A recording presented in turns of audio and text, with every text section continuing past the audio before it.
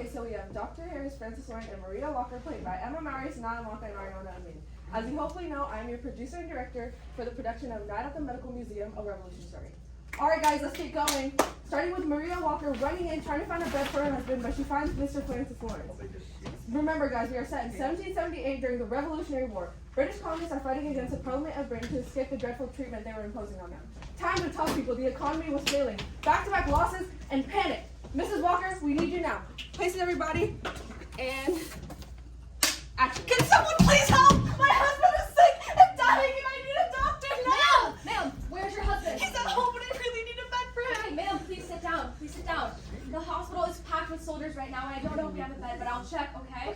Okay. Sir, are you a soldier, sir? My husband was at Valley Fortune. He's really sick now. Do you have any idea what's going on? His name's Edmund. What, Walker? Walker, yeah, he was starting on a furlough, right? Yeah. Yeah, he's a tough one. The winter got him. How is he? Thank goodness. When I finally got to see him after these 2 long years, he looked half his size. I mean, I could feel his ribcage poking at me through his torn shirts when I finally leaned in for a hug. I mean, the only reason I haven't brought it up is because I feel like he's embarrassed and whatnot. I mean, this can make a man feel so much less than a man. God, I feel so sorry. I mean, he's different. He's always tired and quiet, but when he isn't quiet, he's throwing a tantrum over the smallest things. Like, one day I called him down for dinner, and he screams in my face saying, "Food won't help me now." I mean, he didn't act like this before the war. Ma'am, are you talking about your husband? Yes, why? It sounds like he might be malnourished, but we've been seeing it a lot with soldiers lately, okay?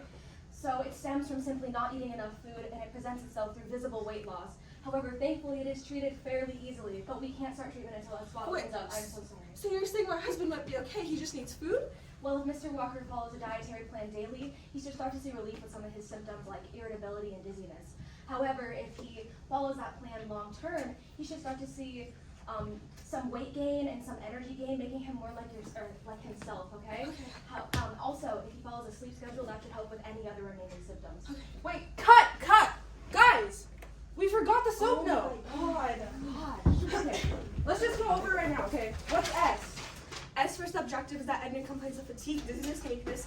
He states that this is the worst pain he's ever been in, and the only thing that eases the pain is sitting down. He finds daily activities of walking, lying down, etc. all uncomfortable, and while he was on the battlefield, he abused both alcohol and cigarettes. He's also very thin and has a hard time sleeping. Okay, do you remember O? O is for objective. Mr. Walker's temperature is 95 degrees. His pulse is 96 beats per minute. His heart rate is 140/80. His respirations are 10 per minute. Mr. Walker is 5'9", weighing 109 pounds, leaving him a BMI of 16.2. A for assessment is that he was diagnosed with malnourishment based off anorexia, alopecia, bradypnea, asthenia, atrophy in extremities, hyperreflexia, fatigue, dizziness, and weakness. Okay, great. Do you guys remember P?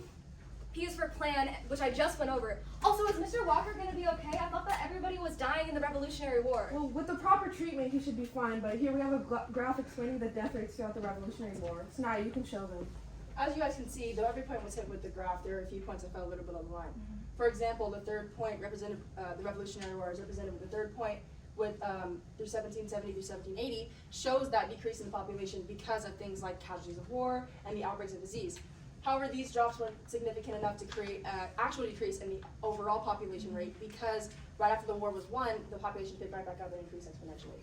Okay, that makes sense. Wait, so if malnutrition specifically, has anything changed in the treatment, or is it the same with how we're treating Walker? Well, now that we understand how the body should be nourished, Walker would be hospitalized. He would be given oxygen, vitamins, minerals, a saline solution, and be put on a feeding tube. He would also be recommended to a nutritionist and a therapist for any underlying health issues, and following a sleep schedule would be recommended. Okay. Guys, let's get back to the scene, okay? Places. Action. Ma'am, your husband's home from war now, correct? Yeah, he's home, but I don't understand how he got sick in the first place. I mean, do you have any idea what happened while he was away at war? Well, I mean, the winter was merciless. My man and I we were freezing.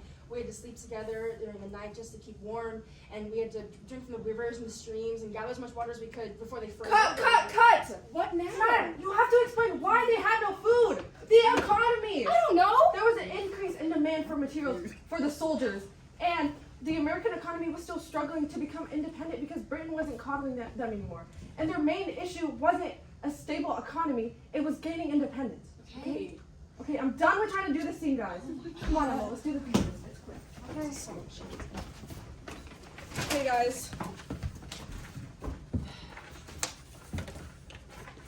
Action. The tense political and social atmosphere during the combined with the fluctuating economy during the Revolutionary War led to a negative impact on environmental illnesses due to the rapid spread of such diseases as well as the postponement of medical advancements. However, a sense of post-war prosperity led to the emergence of advancements. And cut. Thank you so much, my sweet little boo. Should have made you the lady. Anyways, let's get back to where we left off from the first scene, okay? I don't want any mistakes this time. Okay. Places. Action. As things got worse, we really started to feel the circumstances we were under. I mean, training was getting harder and harder. The nights were getting colder. We had to ration out the little food that we had left, and we didn't know what was going on. Everyone was real frail. We were all terrified. I mean, Walker wasn't looking too good, but none of us were. How many were dying? Unfortunately, Someone!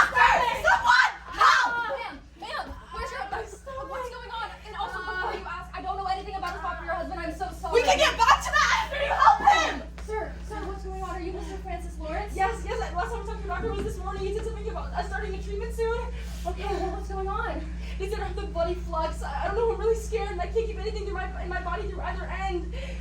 Patient Francis Lawrence is experiencing nausea, vomiting, weakness, fatigue, the chills, stomach pain, and most importantly, bloody diarrhea. He's also experiencing a fever of 103 degrees. After examination of subjective factors, his symptoms, and objective factors, his vitals, along with looking at how easily bacteria was spread in the unsanitary conditions of the war that he was participating in, Mr. Walker's condition was diagnosed as bacillary dysentery. Sir, you're gonna be okay, okay? Like your doctor said, we have a treatment plan for you starting soon. All right. So that's gonna use depletion methods, meaning that we're gonna start by limiting your intake of fluids and food, then we're gonna move into inducing vomiting as well as bloodletting. However, if none of those work, we'll start to use opium as treatment, okay? Cut! Are these lines even accurate? Saniya, you asked too many questions. I'm sorry. Of course they were accurate. Why do you think we put them in the movie? They thought they could drain the bacteria out of the body through bloodletting, but this led so many people to die from dehydration, and only those with less severe cases were able to survive. Also, as time went on, we realized this only made the condition worse, and they were so focused on trying to win the war and gain independence that they didn't have any sense of urgency to fix other issues like infectious diseases because they didn't understand the severity of the situation. Oh, okay.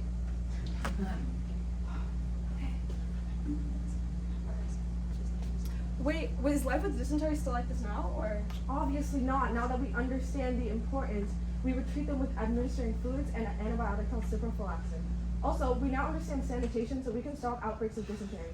Even though the mortality rate has decreased, 600,000 people still die every year in unsanitary countries. Okay? I'm done with the questions. Let's get back to the scene, okay? Right. Places. Action. Sir, if it's okay with you, I'm going to listen to your stomach and your heart as a routine procedure. All right. Okay? What is that? Though this won't be invented for a few more decades, in 1816, we won't worry about the logistics.